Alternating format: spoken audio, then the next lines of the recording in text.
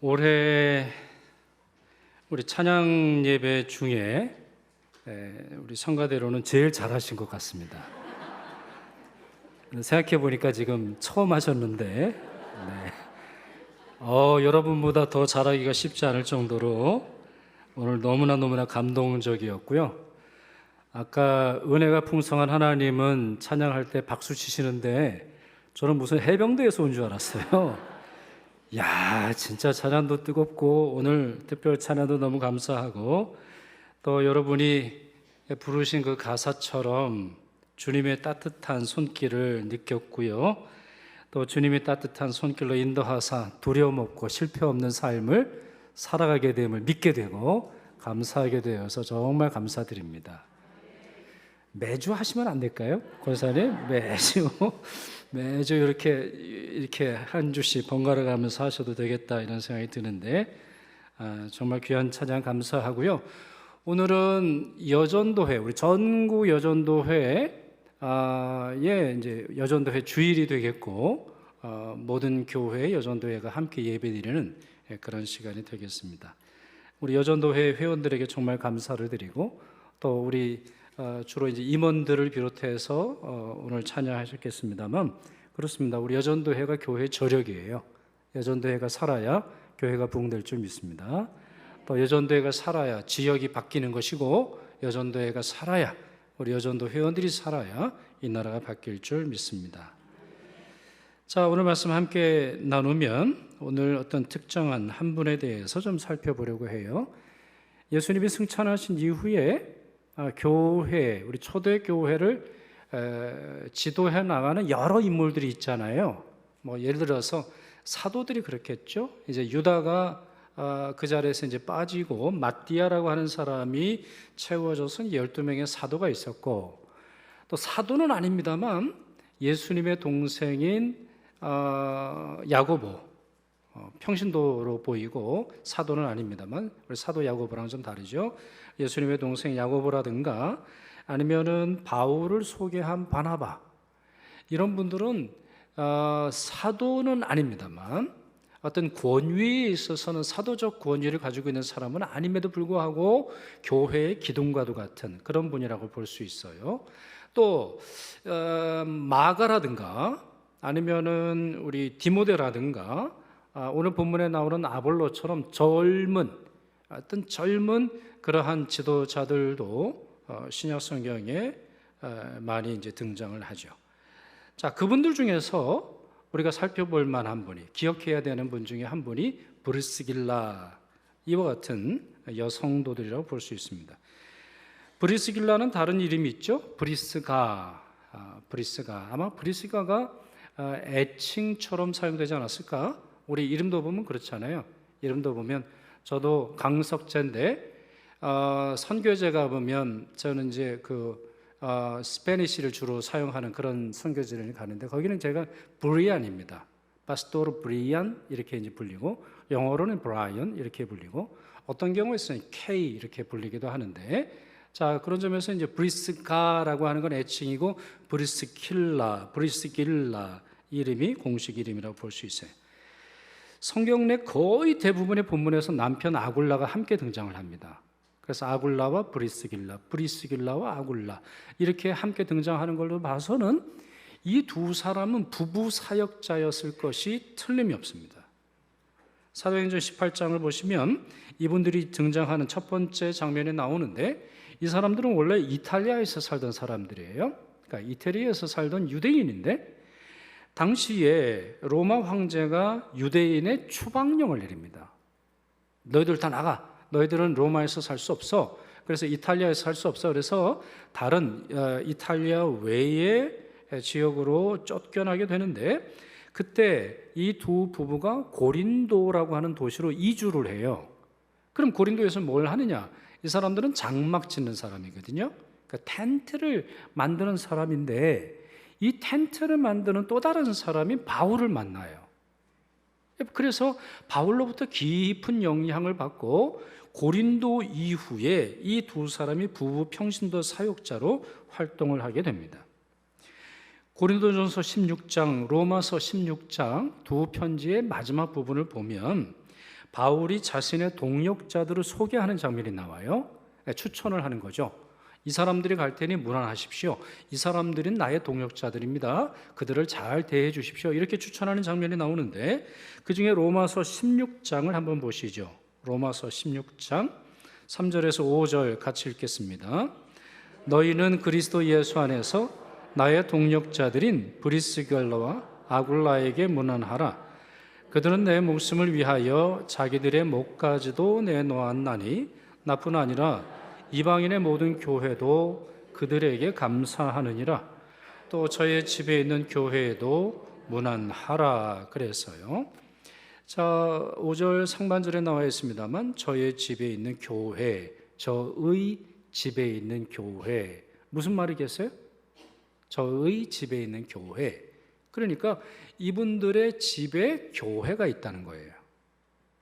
자기 건물을, 자기가 살고 있는 집을 내놓아서 주일에는 교회가 되었던 그런 형태라고 이제 볼 수가 있는데, 당시에 이제 많은 교회가 이랬죠. 가정교회예요. 그리고 부잣집의 경우는 여러분들이 서양에 있는 집들을 보시겠습니다만 중정이 있고 식당이 있으면서 그 중정을 둘러싸고 있는 대저택을 가지고 있는데, 이 사람들은 그런 저택을 가지고 있는 부자였던 것으로 보입니다. 자, 그런데 지금 이 말씀에도 있습니다만 이방인의 모든 교회도 그들에게 감사하느니라 그랬어요. 이방인의 모든 교회가. 그러니까 지금 뭐 어느 한 특정한 교회에 도움이 되었던 것이 아니라 교회들마다 브리스길라와 아굴라 이 두 사람에 대한 특별한 감사가 있었다라는 거예요. 그래서 대부분의 주석학자들은 뭐라고 해석을 하냐면 이 두 부부로 말미암아 세워진 교회가 로마와 고린도와 에베소, 적어도 이 세 도시에는 여러 교회가 있었을 것이다, 이렇게 생각을 합니다. 자, 그런데 바울은 이 구절에서 매우 흥미롭게도 누구의 이름을 먼저 쓰고 있어요? 다시 우리 슬라이드 보여주시겠어요? 자, 이 두 부부를 소개해 주면서 이들은 나를 위해서, 바울을 위해서 목숨까지도 내놓았고 많은 교회들이, 이방인의 교회들이 이 두 사람에 대해서 감사한다라고 말을 하는데 누구의 이름이 먼저 나와요? 브리스가와 아굴라에게 문안하라 이렇게 되어 있어요. 조금 남다른 거예요. 그때만 해도 당연히 가부장제 사회니까 남편 이름이 먼저 쓰는 것, 아니면 부인의 이름을 잘 안 써요. 부인의 이름을 언급하는 경우는 굉장히 희소합니다. 그런 점에서 왜 부인의 이름을 먼저 썼을까? 왜 부인의 이름이 먼저 나오고 그 다음에 남편인 아굴라의 이름이 뒤에 나올까? 여러분 어떻게 생각하세요? 아마도 이렇지 않을까요? 브리스가의 역할이 아굴라보다 더 중요했기 때문일 거예요. 아니면 브리스가의 재능과 리더십이 훨씬 더 뛰어났을 어떤 그러한 가능성이 있게 되는 것이죠. 자, 우리가 처음 전에 읽었던, 우리 권사님께서 읽으셨던 본문 사도행전 18장 보시면, 자, 이 사람들이 이제 본격적으로 어떤 활동을 하는지에 대해서 나와요. 그 18장 앞에 있어서는 이들이 이탈리아 사람이었는데 추방령이 되어서 고린도에 왔고, 그리고 이들이 이제 헌신하게 되었다라고 말하는데요. 자, 무대가 옮겨져요. 에베소에서 이들이 어떤 활동을 했는지 보면 나와요. 자, 말씀의 배경을 이해하시는 것이 좋겠는데, 자, 바울을 만났어요. 그리고는 18절에서 19절, 바울이 고린도를 떠나서 수리아를 거쳐 에베소로 이동하는데 이때 이 두 부부도 같이 동행을 합니다. 그리고 나서는 24절을 보시면 브리스가와 아굴라는 고린도에 남아 있게 되는데 바울이 에베소를 떠나서 다른 지역에서 사역을 해요. 그러니까 에베소에는 누가 남아 있어요? 바울은 없고 브리스길라와 아굴라 이 두 사람만 있는 상황이었다라는 거예요. 자, 그런 상황에서 아볼로라고 하는, 아폴로스라고 하는 이름이 굉장히 좋은 이름이에요. 자, 아볼로라고 하는 사람이 에베소에 방문을 하게 됩니다. 여러분이 읽으셨는데 24절에 보면 아볼로는 알렉산드리아 출신입니다. 알렉산드리아. 여러분, 우리 지역에 대한 어떤 특성이 있잖아요. 우리 서울 사람들이 뭐라 그러죠? 서울 사람들, 예를 들어서 뭐 강원도 사람들 뭐라고 부르고, 또 뭐 어디 사람 뭐라고 하는데 서울 사람 뭐라 그러죠? 깍쟁이. 동의가 되세요? 저는 서울 태생인데 아무리 생각해도 난 깍쟁이가 아니거든요. 근데 가만히 생각해보면 또 그런 것 같기도 하고, 네, 그 도시의 기질이 조금 있는 건 사실로 보여요. 뭐 깍쟁이까지는 아니라 할지라도, 네, 뭐 감자바위는 아니라 할지라도, 뭐는 아니라 할지라도 그 도시와 지역의 특성이 어느 정도 있는 건 사실이에요. 우리가 그거 인정하지 않을 수 없는데, 고대 세계에 있어서 알렉산드리아 출신이다 이럴 때 갖게 되는 어떤 이미지가 있어요. 그리고 자타가 공연할 정도로 알렉산드리아 사람은 어떤 사람이야? 알렉산드리아 사람도 자기 안에 자부심을 가지고 있을 뿐만 아니라 다른 사람들도 알렉산드리아 출신이래. 이러면은 그럴 거야. 이렇게 하는 것들이 있어요. 그게 뭐냐? 자, 알렉산드리아라고 하는 이 이름이 굉장히 중요한 건데, 자, 이 알렉산드리아라고 하는 도시는 이집트의 도시입니다. 근데 여러분, 알렉산드리아 대왕 아시죠? 네, 그리스 대왕인 알렉산드리아가 자기의 이름을 가지고 이 도시를 만들었어요. 그러니까 이 도시는 북아프리카의 특성을 가지고 있는 게 아니라 로마, 그리스 문화와 관련된 아주 찬란한 꽃을 피웁니다. 이 북아프리카에 있어서. 그래서 로마와 관련되어 있는 아주 그 탁월한 도서관도 여기 있고, 당시에 전 세계에서 가장 많은 책을 어디서 가지고 있었느냐? 알렉산드리아 도서관이 갖고 있어요.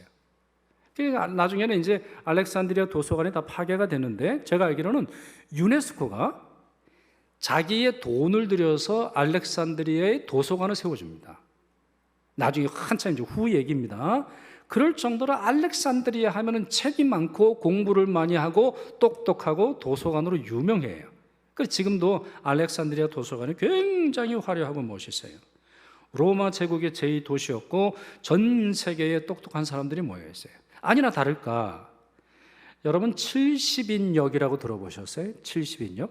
우리 성경 중에서, 우리 성경의 히브리어는, 구약 성경은 히브리어로 되어 있고 신약 성경은 뭘로 되어 있어요? 헬라어로 되어 있어요. 근데 문제가 생겼는데, 유대인들이 전 세계로 흩어지다 보니까 히브리어를 못하게 됐어요. 2세들, 3세들이. 그래서 사람들이 이래서는 안 되겠다, 히브리어를 헬라어로 번역을 하자. 이래서 소위 말해 70인역이라고 하는 게 만들어졌어요. 그러니까 70명을 뽑습니다. 전 세계에서 가장 탁월하게 구약 성경을 잘 알고 있고 동시에 헬라어를 알아야 되겠죠. 이 두 가지 언어, 가장 탁월하고 가장 공부를 많이 하고 가장 똑똑하고 언어의 감각이 뛰어난 70인과 70인과 두 명의 서기관을 뽑아요. 그래서 우리 헬라어로, 그리스어로 번역된 성경이 70인역이에요. 70인 트랜슬레이션 이렇게 되는 건데, 셉투아진타 이렇게 부르기도 하죠. 그러면 이 성경을 어디서 번역을 했을까요? 지금 설교의 흐름상 어디서 번역을 했을까요? 알렉산드리아예요. 왜 알렉산드리아일까요? 알렉산드리아는 그런 도시예요. 그 정도의 작업을 하는 데 있어서는 예루살렘도 할 수 없어요. 재력이 안 되고, 예루살렘 같은 경우도 이미 파벌들이 많이 있었기 때문에 어떤 종교 분파들의 분쟁이 있었기 때문에, 당시가 BC 3세기거든요.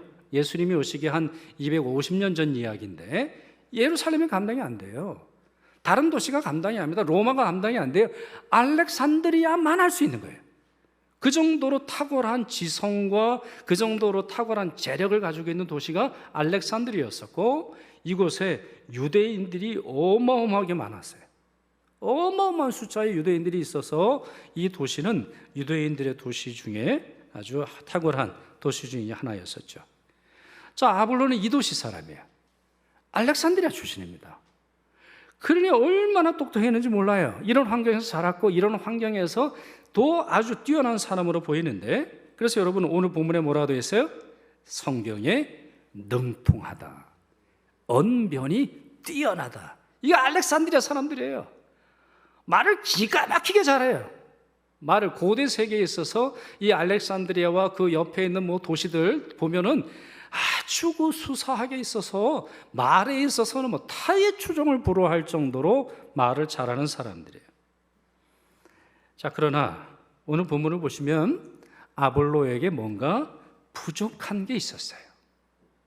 이렇게 탁월하고 언변에 능하고 성경에 통달했는데 뭔가 부족합니다. 자, 그 내용을 25절을 보시지요. 같이 읽겠습니다. 그가 일찍이 주의 도를 배워 열심으로 예수에 관한 것을 자세히 말하며 가르치나 요한의 세례만 알따름이라 그랬어요. 이분이 성경에 대해서 굉장히 많이 알고 있었어요. 굉장히 담대했습니다. 열심을 내죠. 지금 여러분 이 이야기가 어디서 있는 이야기죠? 에베소예요. 에베소는 지금의 어디? 터키예요. 그러니까 알렉산드리아 저기 밑에, 지중해 밑에 있는 이집트에 있는 도시에서 에베소, 지중해를 넘어가지고 이 터키 지방까지 왔으니 얼마나 열심입니까? 거기다가 자세히 설명할 수 있을 정도로 아주 뛰어난 언변을 가지고 있었는데 뭔가 부족했어요. 뭐가 부족했어요? 복음과 신학에 정통하지 않고는 잘 모르는 거예요. 그게 뭐예요? 복음을 모르고 있었어요. 아볼로가 성경을 기가 막히게 얘기를 하는데 구약 성경에 대해서는 아주 대단히 똑똑하게 설명하는데 가만히 들어보니까 복음을 몰라. 예수를 몰라요. 예수가 누군지 정확하게 몰라요. 자, 이 말은 무슨 말이냐? 좀 풀어서 설명을 해보면 아볼로는 예수의 일생에 대해서도 잘 알았어요. 그리고 예수와 관련되는 구약의 예언들 달달달달달 외우고 잘 설명을 했겠지요.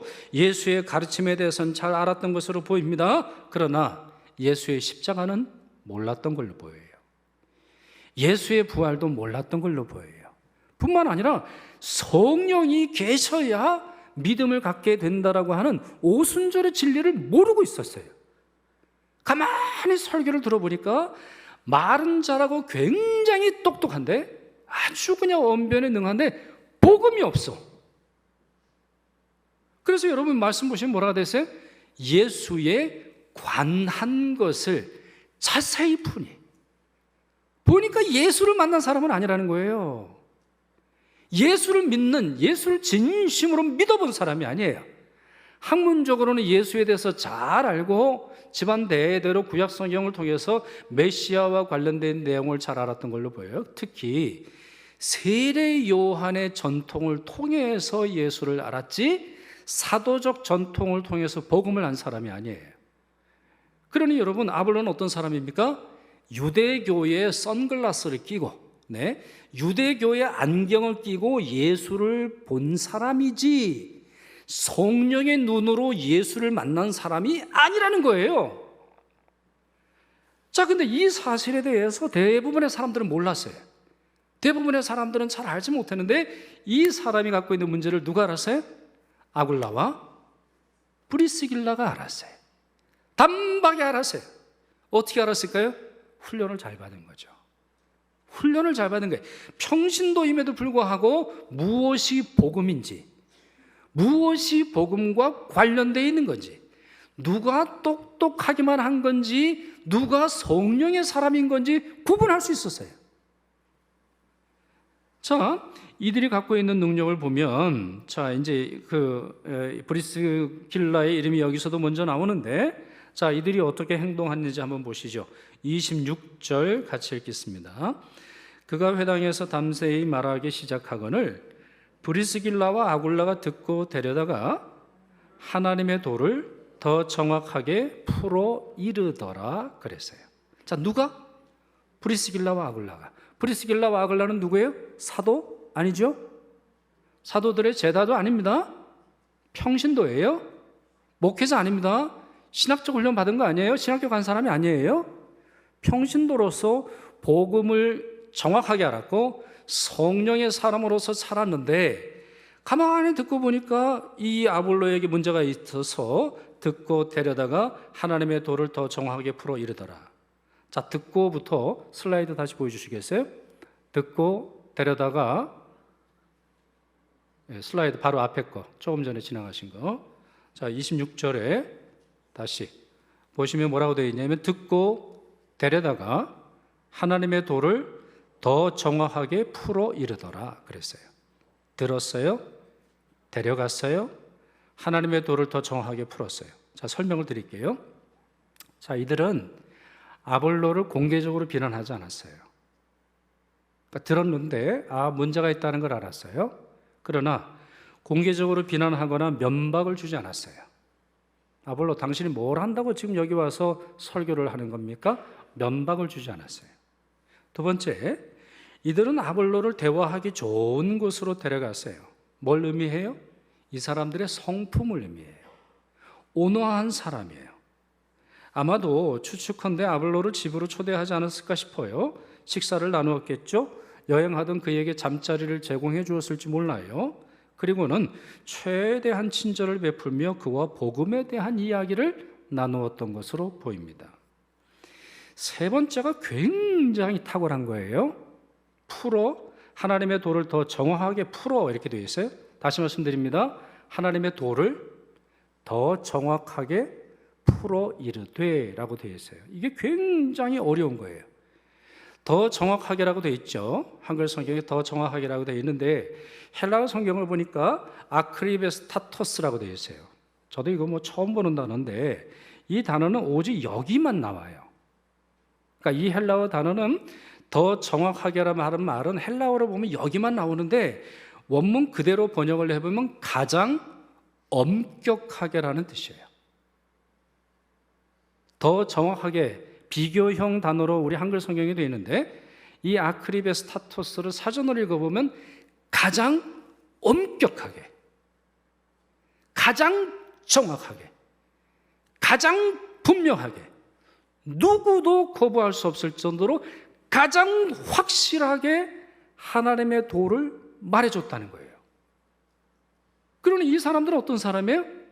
하나님의 도를 어설프게 한 사람이 아니에요. 가장 정확한 하나님의 도를 알고 있었어요. 또 하나, 이르되, 설명하다 이렇게 되어 있는데, 자, 이 단어를 보니까 에크티테미라고 되어 있어요. 에크티테미. 근데 이 에크티테미라고 하는 단어가 이게 좀 어려운 단어인데, 에크라고 하는 말은 밖으로라는 말이고, 티템이라고 하는 것은 놓다, 두다라고 하는 거예요. 대개 이제 교육학에서 education, 에듀카레 할 때 이제 이 단어를 우리 비교해서 이제 설명을 하는데요. 근데 이거 지금 설명하려고 하는 게 아니라 제가 한번 성경을 찾아봤어요. 이 에크티템이라고 하는 단어가 사도행전에서 어떻게 쓰이나? 사도행전에서 4번 쓰여요. 이 에크티템이 풀어서 말하다, 풀어서 이르되 4번 사용되는데 누구에게 사용되느냐? 첫째, 모세가 물에서 구출이 되는 때 밖으로 놓아두다. 여러분 기억하시죠? 모세가 어디예요? 바구니에 담겨져 가지고 그 강물에 이렇게 놔뒀는데 바로의 공주가 그걸 꺼내서 이제 꺼내잖아요. 그래, 모세라고 하는 말은 물에서 건짐을 받다라고 하는 말인데 그거를 헬라어로 풀면 에크티테미 이렇게 된다는 거예요. 둘째, 베드로와 고넬료에게 임한 성령의 역사를 베드로가 고넬료에게 임한 성령의 역사를 풀어서 설명할 때 이 단어가 쓰여져요. 베드로에게 쓰여져요. 셋째, 바울이 로마에 도착한 후에 그곳의 사람들에게 강론할 때 이 단어가 사용됩니다. 그럼 여러분, 이 단어가 누구에게 사용되는지 아시겠죠? 이 단어가 어떤 의미인지는 어려워도 적어도 누구에게 사용되겠어요? 모세에게 사용된다고, 베드로에게 사용된다고, 그리고 바울에게 설명한다네요. 그러니까 지금 이 두 사람이 평신도임에도 불구하고 하나님의 도를 적어도 베드로처럼 풀어 설명할 수 있는 사람들이었어요.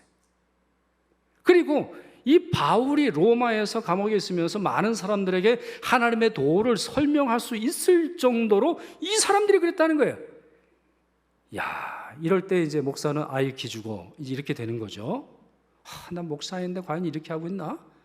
내가 목사인데 가장 정확하게, 가장 엄밀하게 하나님의 도를 풀어내고 있나? 제가 생각을 해볼 때 부끄러운 그런 마음이 드는데요. 이 사람들이 그렇게 하고 있다는 거예요. 평신도 부부가, 그리고 지금 이 여성의 이름이 브리스길라의 이름이 먼저 나오는 걸로서 봐서는 말을 죽으러 누가 했겠어요? 이 여성이, 브리스길라 이 여성도가 이와 같은 일을 주도했던 것으로 생각할 수 있습니다. 그런 점에서 이 두 사람의 능력은 감탄할 만한 거예요. 둘은 좋은 성품을 가지고 있었어요.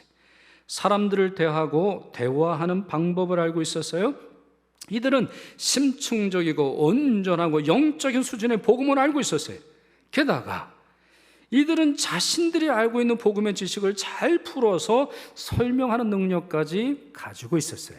누구도 알렉산드리아 출신인 아볼로 앞에서도 기죽지 않았어요.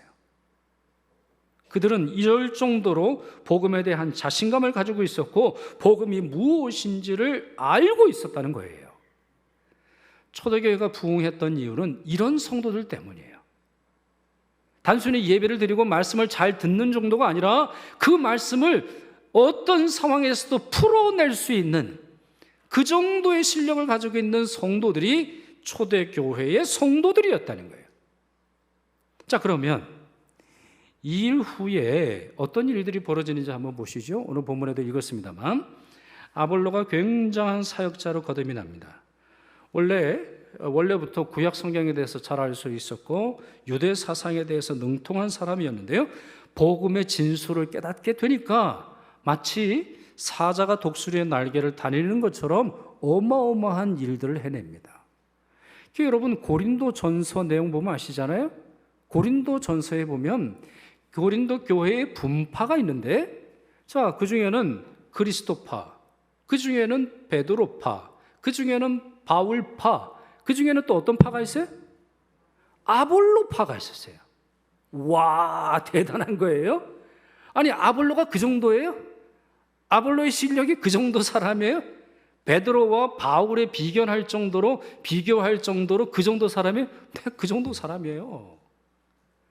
아볼로에 대한 이야기가 많지 않을 뿐이지 아볼로가 이후에 했던 일들을 생각해 보면 어마어마한 사람이에요. 그 정도로 사도에 비교될 정도로 탁월한 재능을 가지고 있는 사람입니다. 그러면 자, 이 말씀도 보세요. 사도행전 18장 27절 28절에 자, 브리스길라와 아굴라를 만난 그 결과가 나와요. 자, 그 말씀 이렇습니다.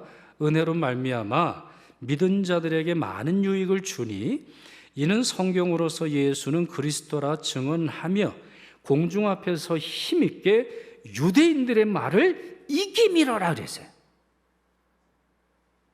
그러니까 여러분 이 아볼로의 특성이 어떤지 아시겠죠? 아볼로는 말을 해서 이기는 사람이에요. 아볼로는 전 세계를 다니면서 말싸움을 해가지고 지는 법이 없는 사람이에요. 그러니까 베드로랑 좀 다릅니다. 베드로는 유대인의 사도로서 유대인 중에 그리스도인이 된 사람에게 복음을 전하는 사도였고, 바울은 논쟁을 많이 하지는 않았어요. 논쟁을 피하지는 않았어도 논쟁을 하는 게 아니라 교회를 세운 사람이고, 반면에 아볼로는 싸우는 사람입니다. 말로 싸워요. 근데 이길 수가 없었어요. 자, 그렇다면 이와 같이 교회 내적으로는 믿는 자들에게 많은 유익을 주었고 교회 외적으로는 유대인들과의 논쟁에서 승리했어요. 이런 결과가 어떤 사람의 도움으로 어떠한 과정을 통해서 주어졌어요? 브리스길라와 아굴라와 같은 사람을 만났기에 이런 결과가 주어지는 거예요. 이런 결과가 브리스길라와 아굴라가 이들의 후원자가 되어서 이들이 이제 다른 곳으로 갈 때 격려해주고 27절 보시면 이렇게 되어 있는데요. 아볼로가 아가야로 건너가고자 하므로 형제들이 그를 격려하며 제자들에게 편지를 써 영접하라 이렇게 당부해 줍니다. 브리스길라 어떤 역할을 해요? 후견인이 되어줘요. 똑똑한 청년을 보고는 그 청년이 비록 똑똑하지만 복음을 알지 못하니까 가장 정확하게 복음을 알려주고 당연히 여기에는 성령의 충만함까지 함께 빌어주었겠지요. 그리고 다른 곳으로 추천서를 써주며 후견인이 되어줍니다. 그가 후견인이 되어줌으로 말미암아 우리가 아는 아볼로, 바울과 베드로와 비교될 정도로 탁월한 아볼로가 다시 재탄생되는 것이죠. 좋은 교회는 다른 거 없어요. 좋은 성도가 있는 교회가 좋은 교회예요. 부흥하는 교회는 다른 거 없어요. 복음이 무엇인지 아는 성도들이 그 복음을 따라 살아갈 때 부흥하는 교회가 됩니다. 에베소 교회가 소아시아의 중심이 되는 데는 아굴라와 브리스길라, 무엇보다 브리스길라와 같은 여성도들이 있었기 때문이에요. 어떻게 보면 바울이 이때 없었다고 했잖아요. 에베소에 이제 없었단 말이에요. 이 두 사람을 믿고 교회를 비워도 될 정도로 이 사람들의 능력은 탁월했습니다. 당시의 평신도들, 조금 전에 말씀드린 것처럼 말씀을 잘 듣고 예배를 성실하게 참여하면 되는 정도로 만족하지 않았어요. 그랬다면 여자이고 평신도였던 브리스길라가 신학과 학문에 있어서 엘리트 교육을 받았던 가장 엘리트와 같은 아볼로에게 하나님의 도를 더 정확하게 풀어줄 기회조차 주어지지 않았을 거예요. 그렇습니다. 주님의 복음을 들어야 하는 자에게 하나님의 도를 정확하게 풀어줄 능력이 없다면 겸손이 아니라 미숙함과 무능함이에요. 다시 말씀드릴까요? 주님의 복음을 들어야 하는 자에게 하나님의 도를 정확하게 풀어줄 능력이 없다면 그것은 겸손이 아니라 미숙함이고 무능함이에요. 만약에 능력이 있음에도 불구하고 하나님의 도를 아는데도 불구하고 침묵한다면 불순종이 되는 것이죠. 말씀을 이제 마무리 지을까요? 오늘 헌신하시는 여전도회 임원들, 회원들에게 당부의 말씀을 드립니다. 여러분 모두 브리스길라와 같은 탁월한 능력자가 되시기를 바랍니다. 성품에 있어서도, 실력에 있어서도, 재력에 있어서도, 건강에 있어서도, 무엇보다 주의 복음을 풀어주며 어떠한 성도들을 돌보는 능력에 있어서 탁월한 분들 되기를 바랍니다. 그래서 여러분의 자녀들이, 또 여러분이 섬기는 분들이 여러분에게 맡겨주신 또 다른 누군가가 아볼로와 같이 이 시대를 변화시키는 놀라운 종들이 탄생되어지기를 소망합니다. 그래서 1여전도회로부터 7여전도회까지 부흥의 역사를 써나가며 여러분들로 말미암아 많은 아볼로들이 배출되면 좋겠습니다. 하나님께서 여러분과 함께 하실 줄 믿습니다. 기도하겠습니다. 사랑과 자비 하나님, 오늘은 교단 교회들이 함께 지키는 여전도회 주일입니다. 이날 주님께 예배하며 귀한 말씀 듣게 하시니 감사드립니다. 오늘 헌신하는 여성도들에게 은혜와 복을 내려 주시오며 특히 모든 임원들과 회원들에게 성령의 능력과 은사를 부어주시기를 간절히 기도하옵나이다. 저들 모두 브리스길라와 같이 탁월하게 하옵시고 저들에게 복음의 도를 온전하게 보여주실 뿐만 아니라 저들로 말미암아 많은 아볼로가 배출될 수 있도록 도와주시옵소서. 저들을 통해 각 여전도회가 부흥하게 하옵시며 우리 교회도 부흥케 하여 주옵소서. 또한 브리스길라의 모범을 잘 본받아서 모든 여전도회 회원들이 복음의 지식에 있어서 탁월하며 믿음이 연약한 자들을 사랑과 친절로 잘 섬길 수 있도록 도와주옵소서. 그리하여서 우리 교회의 여전도회가 하나님의 큰 일꾼으로 쓰여지고 하나님으로부터 큰 칭찬과 아름답고 존귀한 상급을 받을 수 있도록 도와주옵소서. 아버지 하나님, 시절이 어렵습니다. 교회마다 어렵습니다. 가정마다 고난과 시련과 고통 가운데 있습니다. 이럴 때 여전도를 우리에게 주신 줄 믿고 감사하오니 저들을 통해 놀라운 일을 이루어 주옵시고 우리 모든 여전도회도 그 일들을 잘 감당할 수 있도록 하나님으로부터 신령한 복과 은혜 받게 하여 주옵소서. 우리 주 예수 그리스도의 이름으로 기도드리옵나이다. 아멘.